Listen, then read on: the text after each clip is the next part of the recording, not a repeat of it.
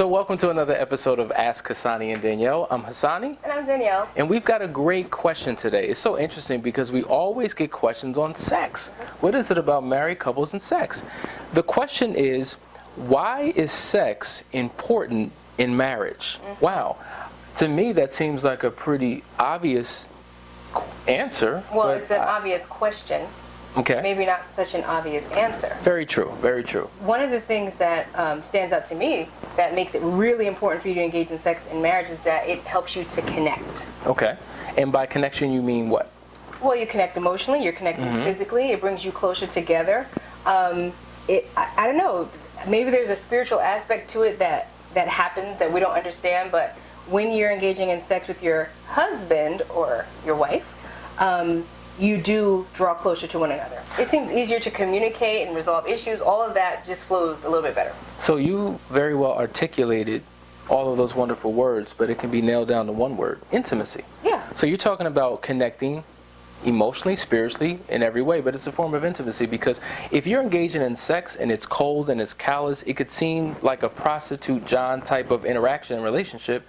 And unfortunately, if you don't have a good relationship with your partner, that's exactly what it is for many couples. And the touch that once attracted you now becomes almost like repellent. You're turned off by it. Yeah. And so it's important that you at least like each other as you engage in this experience. I don't know if that happens for men as much as it happens for women. It's definitely true with women that if there's no intimacy involved in your sexuality, that women shut down, build up walls, feel raped, feel violated, even within the confines of a marriage. However, I've spoken to a lot of men. See, when men get alone in their own social space, they're open, and they're able to have discussions that they typically wouldn't have around women.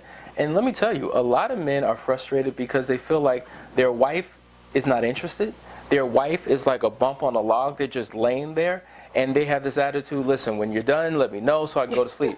So men want to be wanted. Men need to be needed. And if a man doesn't feel like he's being loved and cherished by his own woman, I've heard men say that they rather masturbate than have sex with their wives. Wow, and that's deep. So it's a little different, right? It's not necessarily they feel violated, it's more so they feel undesired.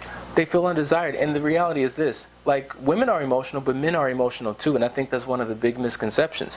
Men and women have the same number of emotions, but we just express them differently. That's it. And so let me tell you, a lot of men have said, I want the intimacy, I want the relationship. In fact, there have been so many books that have been written that talk about how men travel overseas for sex.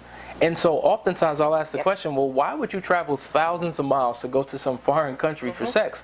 And you know what they said? They said beyond the sex, as great as the sex is, they are paying for a girlfriend experience that they used to have with their wife that they no longer have. Yes. So they want to be cherished, they want to be accommodated, because men have egos, and we like to have our ego stroked in addition to other parts of our bodies. Very true. So if your husband is booking a boy trip to DR, hire a detective. But, like, there's 4 purposes for sex, and you kind of alluded to one of them. But one of them is procreation. So obviously, husbands and wives come together to have children.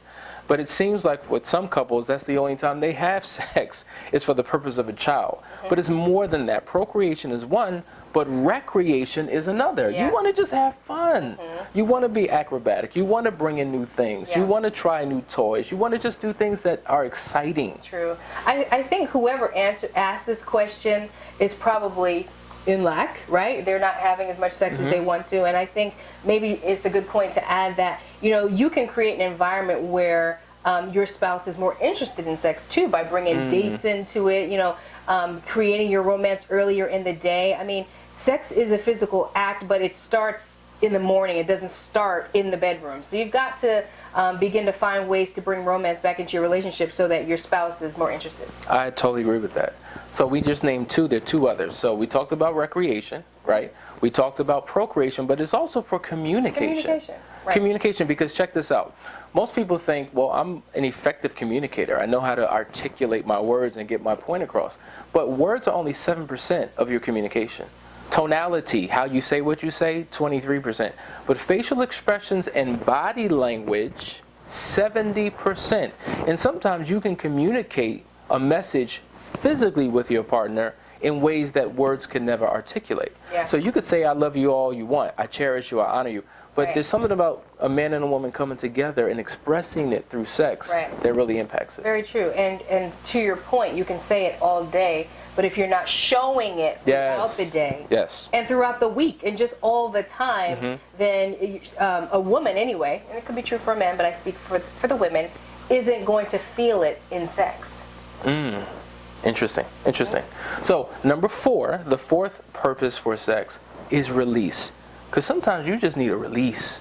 Sometimes you're stressed at work, there's a lot going on, there's a lot on your mind, or you've been pent up for so long because maybe you're traveling, you're on the road, you're away from your spouse, and when you come home, it's an opportunity not to use your spouse as a vessel or a conduit for your release, like she's some instrument or he's an instrument, but that is what it's for as well. So if you have a perfect balance between the 4, I think you're good. And what's good is communicating with your partner what the purpose is for at that particular time.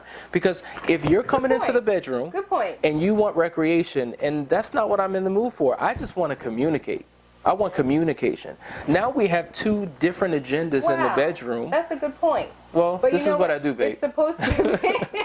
It's actually that situation. I could see how it would be worth scheduling it, or maybe it's harder to schedule, but really being willing to accommodate each other. Because if you're in the mood for release and I'm in the mood for recreation, then when do I get to play? And when do you get to release?